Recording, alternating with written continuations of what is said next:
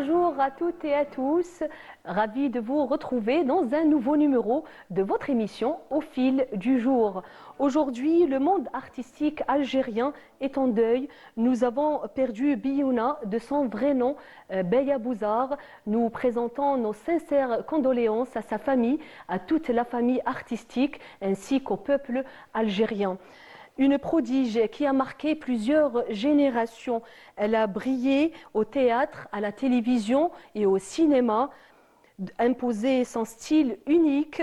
À travers cet hommage, nous saluons son talent et tout ce qu'elle nous a pu offrir. Que Dieu lui accorde sa miséricorde. Inna lillahi wa inna ilayhi raji'un. Biouna, elle a été connue dans plusieurs productions, qu'elles soient nationales ou internationales. Parmi ces productions auxquelles elle a participé, donc El Hariq, بنسم الحسيتي فلا والبريء أحلام فاطمة et Biouna Show. Et nous avons justement avec nous tout à l'heure une de ses collègues artistes, donc l'artiste Atiqa, que nous allons tout à l'heure la voir au téléphone pour témoigner justement. Elle est avec nous, Atiqa? Oui, je suis avec vous. Oui, bonjour madame. Atiqa. Bonjour, madame. D'abord, je tiens à vous présenter mes sincères condoléances au nom de Canal Algérie et toute la télévision algérienne, Atiqa. Oui, moi aussi, je mes condoléances à tous les Algériens et tous les artistes et ses enfants, Inch'Allah. Très bien. Voilà, c'est une perte de l'Algérie, c'est une perte, c'est une grande star, Biouna, c'est une grande star. Bien sûr, on est tous en deuil, Atiqa. Atiqa, oui.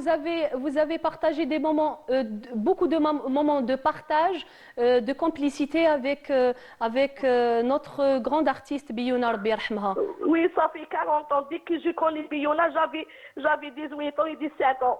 J'étais jeune. À la belle que j'ai passé toute ma carrière avec elle, toute ma carrière, les sitcoms, les sketchs, les tournées, tout. Ça soit ici, ça soit في الخارج.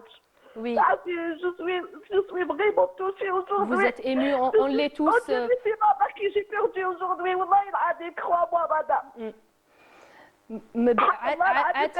J'ai perdu ma mère. Atiqa, qu'est-ce que vous pouvez nous dire justement sur on connaît l'artiste, mais on connaît peut-être une petite partie de sa personnalité, de Biouna en tant que personne, en dehors des caméras. C'est comment elle était, Biouna?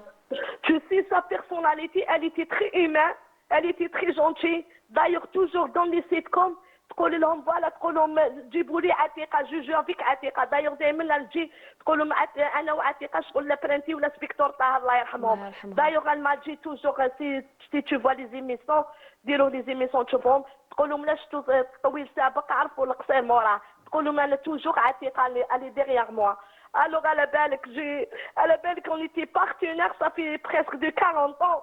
On a fait des sitcoms kiff, des sketchs kiff, des films kiff, les tournées, je te dis pas comment. نروحوا des tournées comme les نقعدوا في الدار. على بالك j'ai beaucoup de souvenirs avec elle. Justement, parmi ces souvenirs, vous avez justement partagé beaucoup de choses ensemble, notamment dans les coulisses, Atiqa. Je vous dis que c'est une perte de l'Algérie. Elle est c'est une grande star Biouna. Ça soit ici, ça soit dans l'Algérie. Elle est كما نقولوا معنا c'est العالمية. Biouna هي العالمية. Bien sûr. Elle nous a bien présenté à l'international, en effet. Merci beaucoup, Atiqa. Vous étiez avec nous en direct, justement pour rendre hommage. Merci, mes condoléances à toutes les artistes là et la famille qui m'a Merci beaucoup, Atiqa. Rabbi yarhamha. Encore une fois, mes sincères condoléances à vous et à toute la famille artistique. Et merci pour la...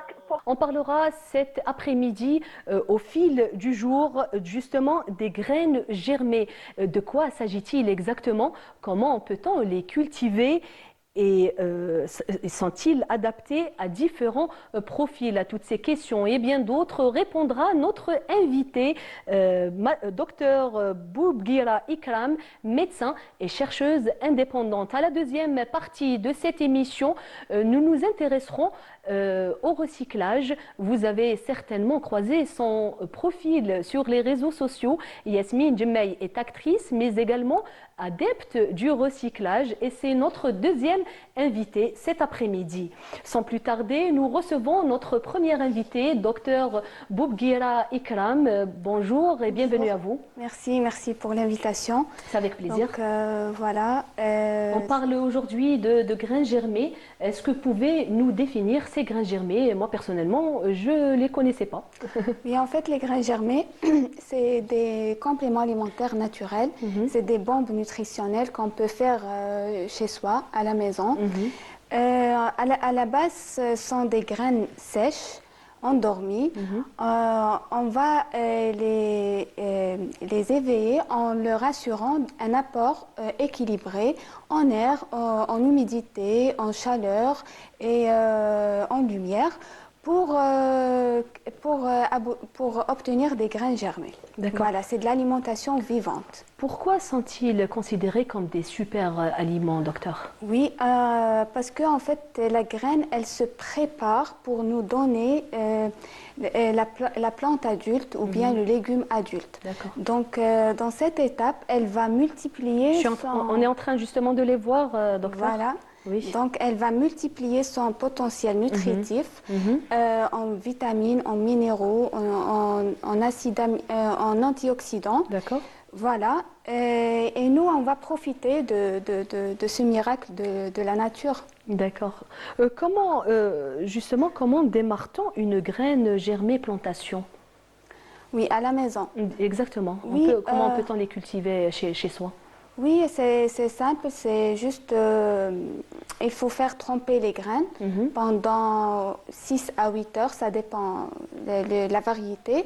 Et puis le lendemain, on va les rincer bien parce que l'eau de trempage, il contient des antinutriments comme l'acide phytique. Et puis on va les étaler dans un germoir par exemple ou même dans un plateau. On va les étaler. Et on doit les arroser tous les jours, 1 à 2 fois par jour. Voilà, pour assurer une humidité. Quotidiennement, docteur? Quotidiennement, pendant 5 jours, et vous avez votre récolte. Justement, c'était la prochaine question. Combien de jours poussent les graines germées? Donc, vous venez de répondre justement, oui, c'est à peu près moins d'une semaine. Dans une petite semaine, vous avez votre récolte de graines germées. Donc, vous pouvez les conserver au frigo pendant 1 semaine. Et voilà, vous mettez un poignet dans votre repas habituel et vous avez votre apport nutritionnel. Justement, comment peut-on les consommer, les graines germées? Oui, on peut les mettre en salade, en sandwich. Dans un yaourt? Oui, surtout en salade. Mais rien n'empêche qu'on peut les mettre dans les repas habituels. Ça a un goût particulier, docteur? En réalité, c'est le même goût du légume adulte, plus concentré. Par exemple, le radis, il est piquant. Par exemple, les fenugrec, c'est épicé. Voilà. Quelle est la valeur nutritionnelle de ces graines?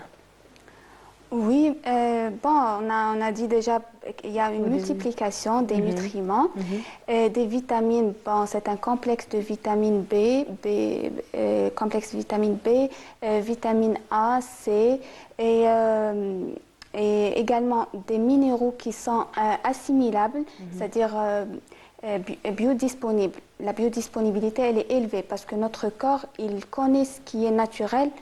Et ce qui ne l'est pas. Voilà. Donc, et aussi, c'est un concentré de fibres.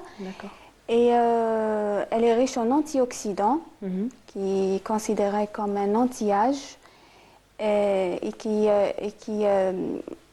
va soutenir notre système immunitaire. Voilà, donc sans oublier un point très important, les enzymes vivantes. D'accord. C'est-à-dire les graines germées, elles contiennent des enzymes vivantes qui vont aider à la digestion.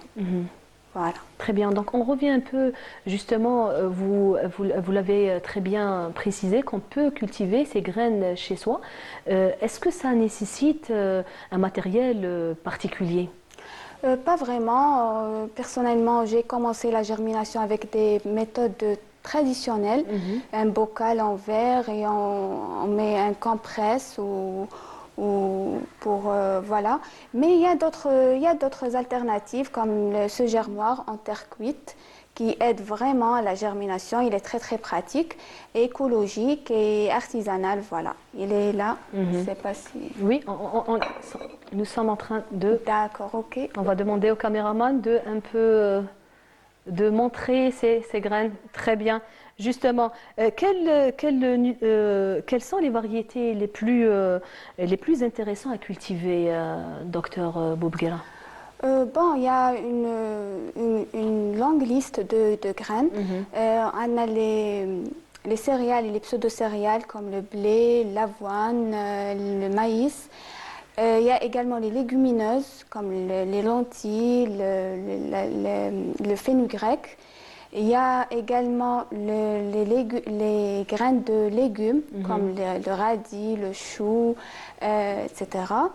Et sans oublier les oléagineux comme tournesol, le lin, les graines de chia. On peut faire germer des graines de chia et le cresson. D'accord, d'accord. Quel nutriment retrouve... non, on l'a déjà dit dans la précédente question. Quels sont les bienfaits immunité, donc digestion? Vous avez très bien dit que ces graines aident justement à la digestion. Parce que sont riches en fibres d'abord et en enzymes vivantes. Donc c'est un carburant qui aide beaucoup. Et il est très très utile pour notre flore intestinale, justement notre deuxième cerveau. D'accord. Et vous avez justement, pourquoi c'est superposé Oui, en fait ça c'est un germoir. D'accord. Donc on a le récipient en bas, on met de l'eau. De l'eau justement, pourquoi? Pour garder l'humidité. Pour garder l'humidité. Voilà, parce que c'est de la terre cuite, ça respire D'accord. pour assurer l'aération. Ok. Donc pour assurer également une température constante, parce que c'est de la terre cuite, et voilà, et à l'ombre, donc à l'abri de la lumière, comme si la graine elle est sous la terre. Donc à l'abri de la lumière pour qu'elle entre dans le processus de germination. D'accord. Et pourquoi sont-ils plus que les légumes adultes, docteur Boubguera? Oui, parce que en fait, dans cette étape, la graine, elle va multiplier son potentiel nutritif par dizaines, voire centaines fois. D'accord. Donc, dans une jeune pousse ou bien dans une graine germée, on a le potentiel dans tout légume adulte. C'est-à-dire il y a des recherches qui ont été faites et publiées dans des universités américaines. Ils disent qu'un poignet de graines germées, c'est l'équivalent de 1,4 kg de légumes adultes. D'accord. Voilà. Donc on peut s'en passer des légumes, docteur? Voilà. Non, non, mais c'est un plus. Oui, c'est un plus. Surtout en hiver, on consomme moins de salades, de crudités, de légumes. Donc c'est très intéressant d'intégrer des graines germées. D'accord, si on prend par exemple une salade et on rajoute des graines germées, on peut s'en passer d'un deuxième plat, plat de résistance. Oui, bien sûr. D'accord, voilà. Donc c'est-à-dire c'est bien fait, toutes ces... Oui, en plus c'est un apport intéressant en protéines aussi. Protéines aussi, voilà. D'accord. Oui. D'accord, justement, vous êtes intéressé à ce domaine-là depuis un peu plus d'une année, vous me l'aviez Oui, dit, ouais, d'accord. c'est ça. Et vous formez aujourd'hui, vous assurez des ateliers. C'est ça, oui. En fait, j'organise des formations en ligne Mhm. et même des ateliers en présentiel pour des adultes ou pour des enfants, pour rendre cette culture de plus en plus populaire. D'accord, justement, on s'est parlé en coulisses et donc ces graines germées ne sont pas commercialisées à grande échelle. Oui, actuellement, il y a des producteurs, mais c'est vraiment à petite échelle. D'accord. Et comment peut-on les trouver? Bon, vous pouvez les cultiver à domicile, pourquoi pas. Justement. Et pour justement les cultiver chez soi, vous faites de la démocratisation de ces graines sur les réseaux sociaux, par exemple? Oui, c'est ça. Vous en parlez? Oui, bien sûr. Mhm. Bon, on a une page, c'est Microgreen DZ, D'accord. là où on fait la vulgarisation Justement. de ce domaine, Mhm. qui est l'alimentation vivante, D'accord. qui est accessible à tous. D'accord. La question qui nous intrigue, sont-ils adaptés à différents profils? Par exemple, pour les enfants, est-ce qu'ils sont conseillés? Est-ce qu'on peut... Oui, à partir de 2 ans, on peut. En plus, elle a des effets positifs sur le plan psychologique, parce aussi, que vous d'accord. allez assister à un processus naturel, un processus de vie en fait. Mhm. Donc ça a un effet sur le plan psychologique. Voilà. Pour les enfants, la productivité, ils vont produire leurs Leurs aliments. graines, oui. Ah, Très voilà. bien. Et justement, quelles sont les contre-indications de ces graines? Oui, Est-ce qu'il y a des personnes à qui on déconseille de prendre ces graines? Il n'y a pas eu des contre-indications absolues, Mhm. mais pour les gens, par exemple, qui ont des maladies inflammatoires chroniques de l'intestin, par exemple, maladie de Crohn ou RCUH, pour les maladies inflammatoires des intestins, du Mhm. système digestif, parce que sont très riches en fibres, il faut aller doucement, c'est-à-dire introduire progressivement. Progressivement. C'est ça. Très bien. Voilà. Oui, vas-y. Et il y a un truc à dire, il faut respecter les mesures d'hygiène. Parce que c'est vivant, c'est cru, donc il y a la possibilité de contamination. Donc, sans passer à côté des bienfaits. Donc, on fait attention à tout ce qui est hygiène. Justement, quelles sont ces mesures d'hygiène, docteur Boubguera? C'est justement bien nettoyer les graines, il faut l'eau qu'elle soit potable, Mhm. voilà, c'est ça, les mesures d'hygiène, D'accord. comme dans la cuisine. Très bien. Donc vous êtes, docteur Boubguera, vous êtes médecin généraliste. Qu'est-ce qui vous a motivé qu'est-ce qui vous intéresse justement à essayer de vulgariser ces graines? Oui, bon, essayer de vulgariser ce concept parce qu'il y a plusieurs maladies qui sont évitables en fait, D'accord. par un mode de vie sain Mhm. qui est accessible. Mhm. Voilà, comme par exemple l'alimentation, la nutrition. Il y a d'autres piliers, la respiration, il y a le côté émotionnel. Si on respecte les bases de la santé, on peut prévenir. Entre plusieurs maladies. Voilà, Très c'est bien. ça. Existe-t-il aujourd'hui des études scientifiques qui prouvent leur efficacité?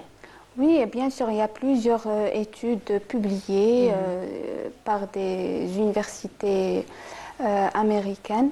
Mhm. Voilà, sur les graines germées, la multiplication des vitamines, des minéraux, c'est prouvé scientifiquement. Mhm. Et même et les effets sur le plan psychologique, donc voilà, c'est prouvé scientifiquement. Faut-il les manger crus ou cuits? Bien sûr cru, parce que c'est ça le concept, c'est l'alimentation vivante, Mhm. qui est la consommation des aliments dans leur état naturel, Mhm. sans les transformer, sans les dénaturer. D'accord, d'accord. Parce que ça apporte de la vie, de l'énergie vitale. Les graines germées représentent-elles une solution économique pour les familles? D'ailleurs, on en a parlé. Est-ce qu'on peut s'en passer des légumes durs traditionnels? Non, c'est pas uniquement ça, mais on parle des compléments alimentaires aussi. Aussi, ouais. Donc, pour entretenir la santé et prévenir les carences, qui est la cause de plusieurs maladies aujourd'hui. Tout à fait. Voilà, donc on peut prévenir ça par une consommation régulière des graines germées, parce que c'est un véritable concentré de nutriments. Oui, plusieurs vitamines. Voilà. Oui. Mais ça ne peut pas remplacer les cures, hein, parce que si on a par exemple une carence sévère, ça demande une cure de compléments alimentaires. Oui. De courte durée, mais à long terme, de préférence des produits naturels. Quelle quantité recommandez-vous de les consommer par jour ou à volonté? Non, un poignet par jour, un poignet par repas par exemple. Repas. Par repas. 2 fois par jour, c'est suffisant. Et si on les prend quotidiennement? Oui. Ça n'a aucun Non. C'est effet naturel. Secondaire? Surdosage en vitamines, possible. D'accord. Dites-moi, vous faites donc ces ateliers en ligne, vous m'aviez dit. Est-ce que ça intéresse beaucoup de monde?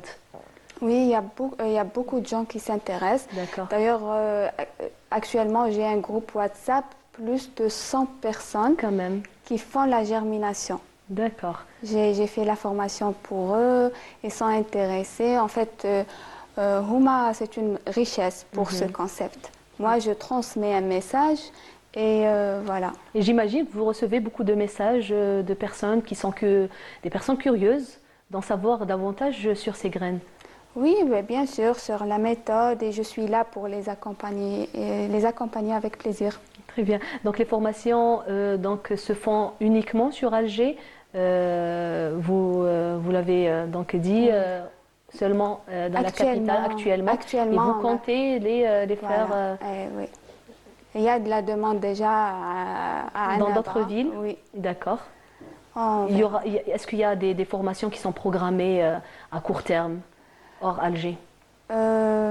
Actuellement, pas encore. Pas encore, mais il y aura, Inch'Allah. Inch'Allah. Quelles sont, comme dernière question, docteur, quels sont les conseils que vous pouvez justement donner à quelqu'un qui souhaite commencer une petite culture chez lui? Ben, ça demande rien. C'est un peu de graines, un peu d'eau et quelques jours et vous avez votre complément alimentaire naturel au frigo. Très bien, donc je vous remercie pour ces informations très riches. Vous l'avez donc compris, madame, monsieur, que les graines germées sont très riches en vitamines, mais pas que, aussi sur le plan psychologique.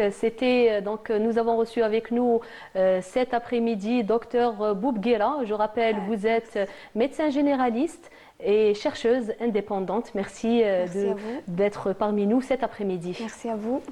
Merci. Donc, nous passons place à la musique à présent avec une chanson Imzad et Kader japonais, Machal. Et on revient juste après pour accueillir notre deuxième invité. À tout de suite.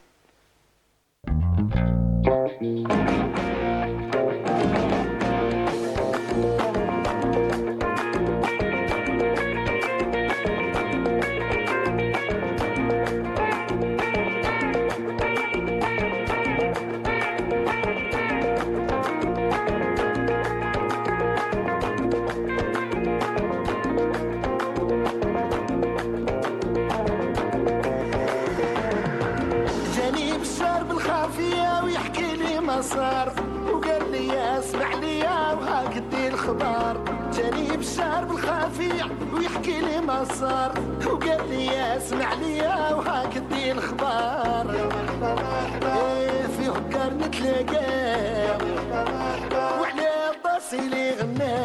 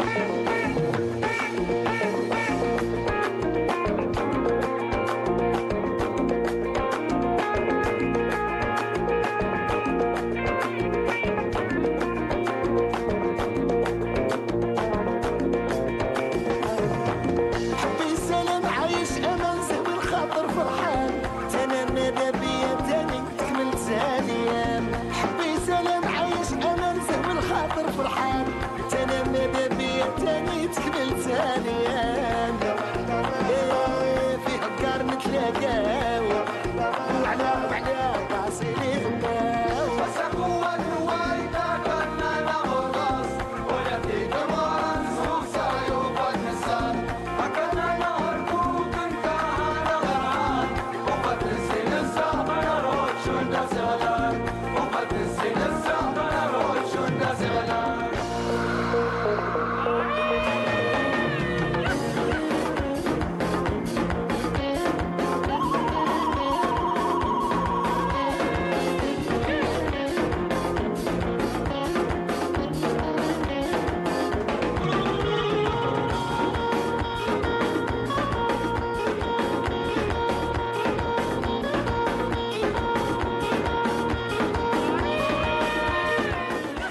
C'était donc une très belle chanson de Imzad avec notre chanteur Kader japonais Machal.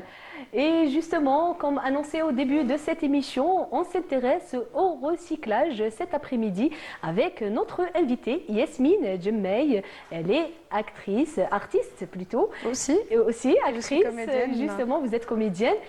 Mais pas que, vous vous intéressez au recyclage, Yasmine. À travers... Bonjour d'abord. Bonjour. Et bienvenue à vous. Merci Taïché. Très bien. Je fais ça, j'explore ça à travers le côté de l'artiste plasticienne.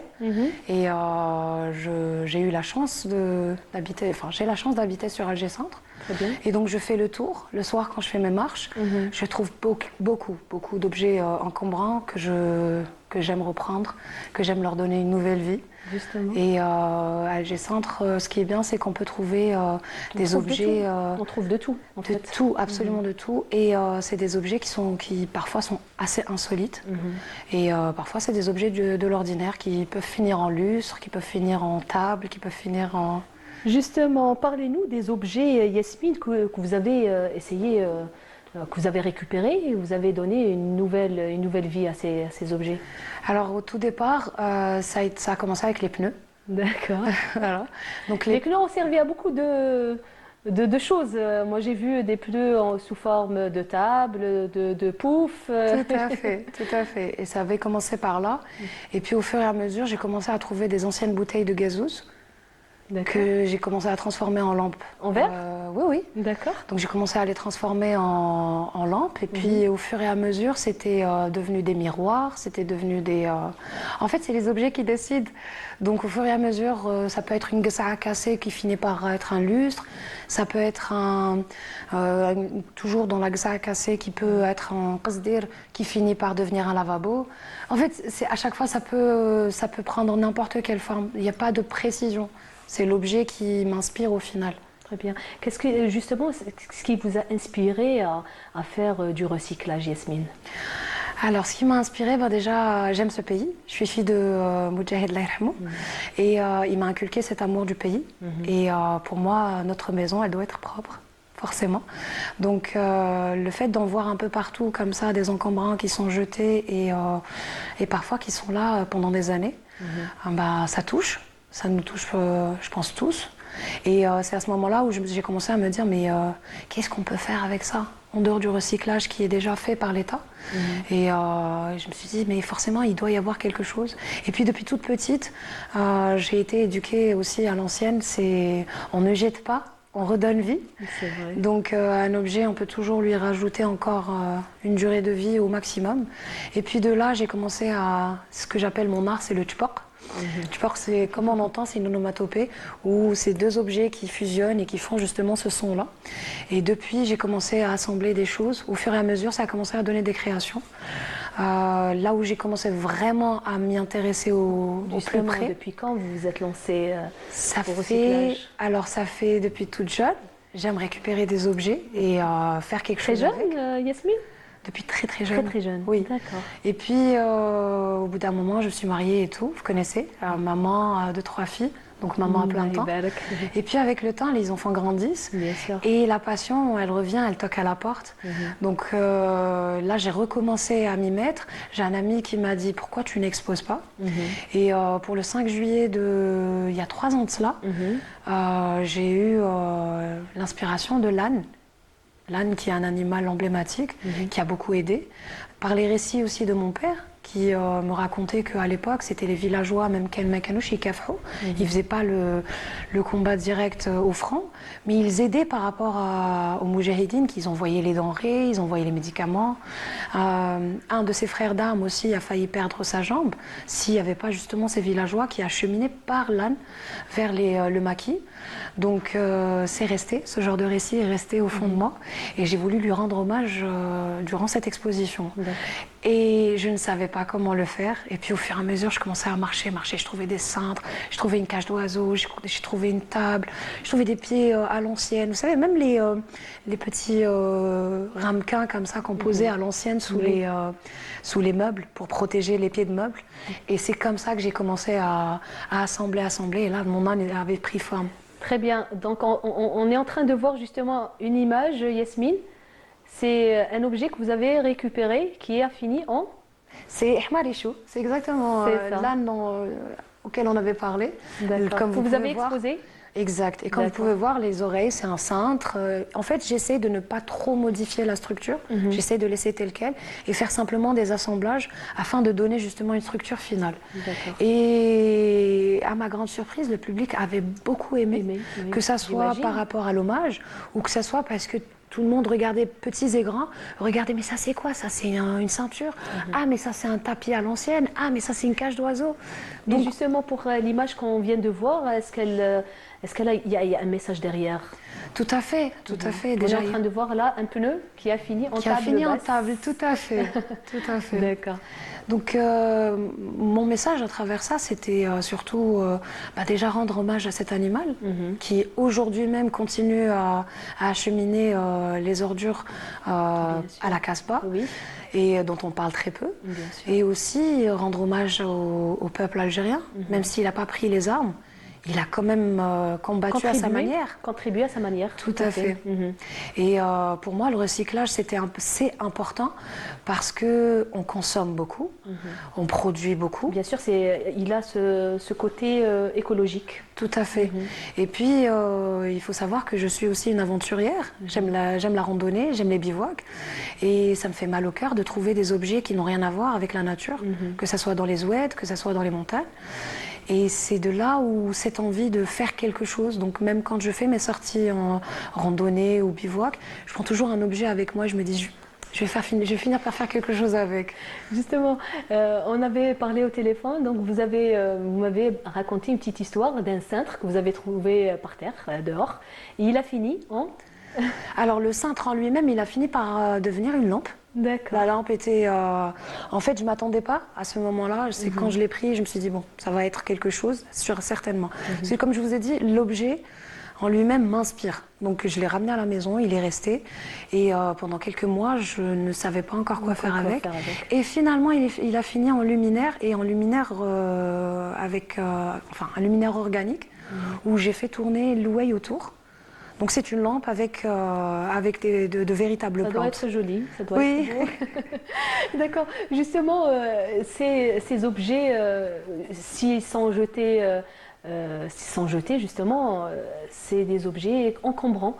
Et comme vous les récupérez, est-ce que vous avez de l'espace chez vous Justement, pas pour le cintre, vous m'aviez dit que je l'ai laissé pendant quelques mois. Et est-ce que ça vous encombre pas justement la maison? Alors si, j'ai un petit débarras.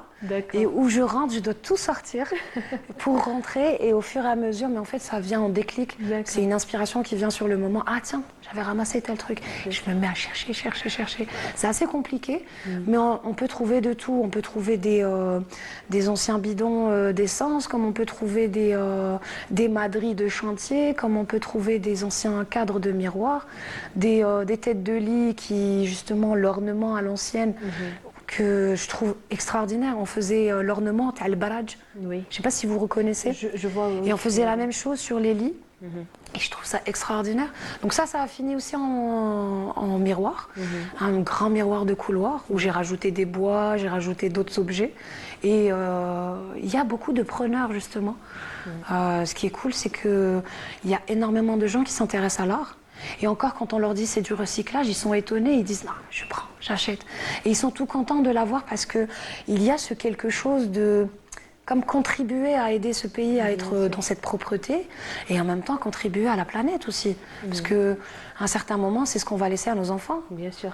Bien sûr, le côté écologique est très important dans le recyclage. Est-ce que vous avez un objet qui vous a le plus marqué, que vous avez récupéré, qui a fini en objet particulier, qui a beaucoup plu à votre entourage? Alors, un objet, ça a été une qulla qui a fini aussi, parce que j'ai eu ma période de luminaire. C'était une qulla avec un morceau de bois que j'avais ramené de Tirourda. Et Tirourda, on sait que c'est un lieu historique. Donc j'ai pu assembler tout ça et ça a fini comme un arbuste avec Hadik al-Qulla qui est illuminé. Et pour moi, ça, c'était quelque chose qui m'a touchée. Ça me fait rappeler aussi très jeune, la grand-mère, le Qulla, Ramadan. Bien sûr. C'est des souvenirs qu'on revit. Tout à fait. D'accord. Quand vous ramassez ces objets dehors, est-ce que vous avez un message à faire passer aux passants? Alors les passants me voient toujours avec les Justement. objets comme ça et tout. Il y en a qui s'étonnent parce que ils se disent mais qu'est-ce qu'elle va faire avec ça? Et des fois il y en a qui s'étonnent parce que c'est lourd. Des fois c'est des têtes de lit, des fois ça peut varier en fait. Et il y en a d'autres qui viennent vers moi, qui me posent la question, qui me demandent qu'est-ce que tu vas faire avec ce Justement, truc? c'est la curiosité des passants. Tout à fait. Oui. Et là, quand j'explique que c'est du recyclage, ils sont tous contents. Ah oui, bah tu viens chez moi, j'ai un garage, j'ai plein d'affaires et tout. Et donc comme ça, j'ai réussi à récupérer beaucoup d'objets où les gens, ils me disent, ça fait 10 ans, 20 ans qu'il est là, qu'il prend l'humidité. Si tu pourrais faire quelque chose avec, donc je retransforme et tout, et je leur redonne. Il y a des objets que je revends et il y a d'autres que je redonne avec plaisir. Justement, ce que j'allais vous poser comme question suivante, est-ce que ces objets finissent justement par être vendus? Oui, il y a beaucoup de preneurs. Oui. Alors essentiellement la restauration, parce que c'est des lieux où ils aiment faire ce genre de décoration. Mais j'ai eu aussi des clients qui étaient maison, décoration de magasin, ça dépend. Mais ça, c'est beaucoup plus pour la décoration, beaucoup plus qu'à la maison. La plupart du temps, c'est que ça soit dans la restauration, que ça soit dans les pâtisseries, commerces, même le linge. Même le linge, j'ai des structures que je pose. Et je trouve que c'est bien parce que les gens aussi, quand ils rentrent dans le resto, ils se posent la question qu'est-ce que c'est que ça et tout. Et donc quand on leur répond que c'est du recyclage, les gens sont intéressés quand même. Ils se disent bon, si vous voulez, on peut vous ramener des objets. Est-ce que vous savez quel artiste a fait ça? Vous pouvez nous diriger vers elle ou vers lui. Donc ça peut être sympa, que ça soit même pour les enfants. Pour les enfants aussi, quand ils voient, ils sont là. Ah waouh, qu'est-ce que c'est que ça? Mais comment elle a fait pour mettre ça? Et donc ça, cette curiosité me plaît énormément. J'ai déjà été à une école où j'ai emmené quelques objets avec moi. Où j'expliquais justement que c'était du Justement, recyclage. c'est un message, Yasmine, vous êtes d'accord? C'est un message très fort pour l'écologie. Et vous allez justement le transmettre, vous êtes en train de le Et transmettre. la nouvelle génération, surtout, oui. qui doit prendre conscience justement que on peut simplement garder ses déchets avec soi, mettre ses déchets à un endroit bien spécifique. Par exemple, moi, ça pourrait me simplifier la vie si les objets étaient dans un endroit où je vais les récupérer. Parce que je ne suis pas véhiculée, donc parfois il y a des structures qui sont assez lourdes. Donc je prends beaucoup de temps pour les ramener à la maison. Et ça pourrait être bien aussi de mettre en sorte de ne pas simplement les jeter, la décharge sauvage. Et en même temps, ça serait déjà de là, par cette émission, j'aimerais justement que les gens se disent que les objets ne sont pas simplement à jeter, ils peuvent avoir une nouvelle vie. Et beaucoup de choses sont récupérables, justement. Tout à fait. Des anciennes télés qui peuvent finir par devenir des petites maisonnettes pour chats. On peut faire de tout. On peut vraiment faire de tout. Et puis sortir à l'extérieur avec les parents, les enfants, et que ça soit propre. Très bien. Aussi bien. Justement, merci beaucoup Yasmine d'avoir répondu présente et justement de nous honorer par votre présence cet après-midi. Donc vous l'avez compris, ne jetez pas vos vieux objets. Surtout pas. Il faut le recycler justement. Et c'est déjà la fin de cette émission. Je vous retrouve dès demain, Inch'Allah, même heure, même station. Bonne fin de journée et au revoir.